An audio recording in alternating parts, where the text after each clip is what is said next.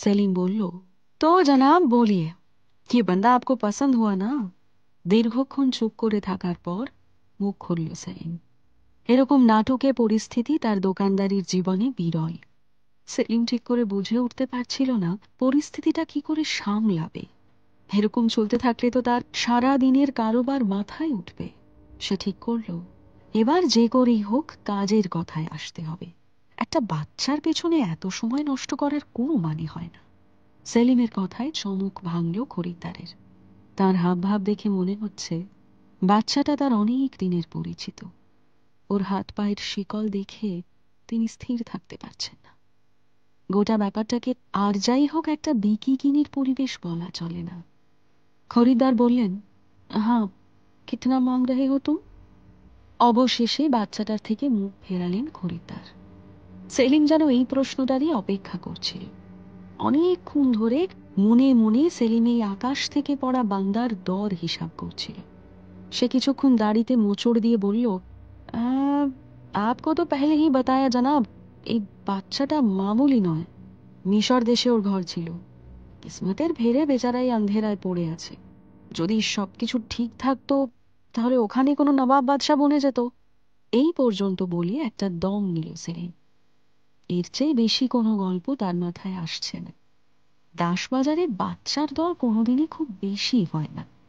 তবু যদি সেই বাচ্চা একটু চৌখস হয়, ঠিকঠাক কথা বলতে পারে, বা অন্তত কোনো বিদ্যে বুদ্ধির লক্ষণ দেখা যায়, তবে খানিকটা দর কষাকষি করা যায়। এই বাচ্চার যা হালাত, আদৌ কথা বলতে পারে কিনা তাই নিয়েই সন্দেহ আছে। এসে থেকে একটা লফজও উচ্চারণ করেনি। সেলিম ওর ঠিকুজি কুষ্টি জানার চেষ্টা করেছিল, কিন্তু কোনো লাভ হয়নি। এরকম হালাতে বাজারের হিসেবে এই বাচ্চাটার দরই পাওয়ার কথা নয়। অন্য কেউ হলে অন্য 5টা বাঁদা বান্দির সাথে একে মুফতে নিয়ে চলে যেত। কিন্তু এখানে খেলাটা আলাদা।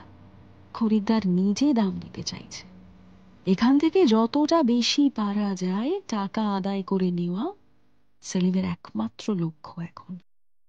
সে বলল, তো আপনি বুঝছেনই জনাব, একে দিয়ে আপনার অনেক কাজ হবে। असली बात की জানেন, घूम बोले কথা। तुम बात बहुत ज्यादा करती हो।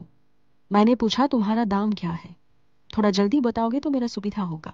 हाँ हाँ जनाब, इस बंदी के लिए मैं 30 रुपया से कम नहीं मांग सकता।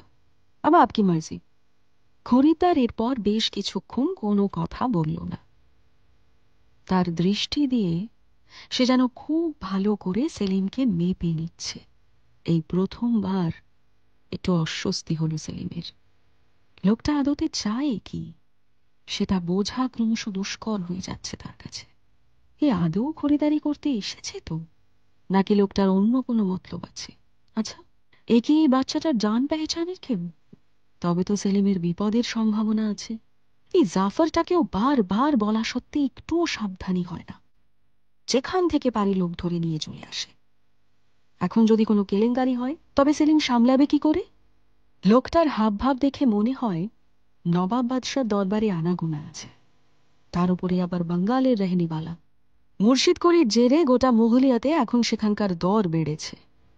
সেলিম বলল, জনাব কি কিছু বলবেন? ফির মেরা ভি কুছ কাম থা।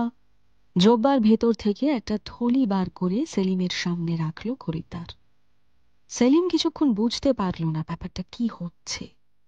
তার বলা 30 রুপিয়ার জন্য তো এত বড় থলির দরকার হয় না, এবং এটা দেখে স্পষ্ট মনে হচ্ছে যে এতে মামুলির উপর সিক্কা নেই।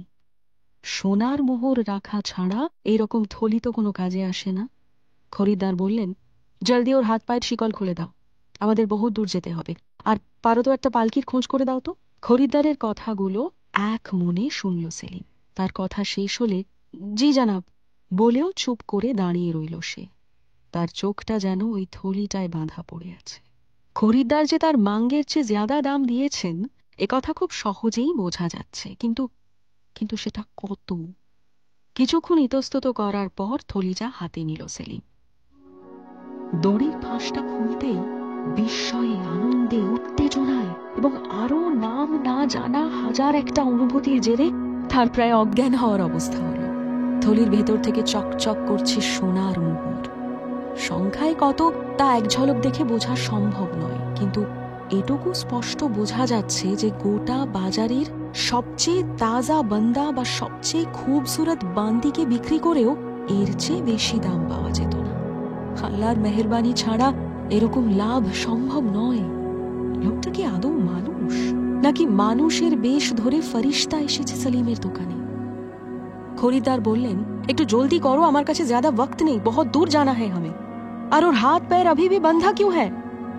খরিদ্দার এবার একটু জোর দিয়ে কথাগুলো বললেন।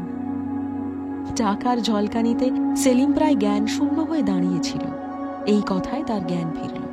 সে বলল, জাফর, এই জাফর, জলদি জলদি বাচ্চার শিকল খুলে দে और उसको अच्छे से नहला के लाओ। জাফরকে যাবতীয় নির্দেশ দিয়ে এবার সেলিম খরিদ্দারের দিকে ফিরল। তার চোখে মুখে কৃতজ্ঞতার ছাপ স্পষ্ট। ওই মোহরগুলো দিয়ে শুধু নাম ধাম হারা বাচ্চাটাকে নয়, খরিদ্দার সেলিমকেও কিনে নিয়েছে। হাত কচলাতে কচলাতে সেলিম বলল, माफ করবেন जनाब, असल में आजकल बाजार बहुत खराब चल रहा है।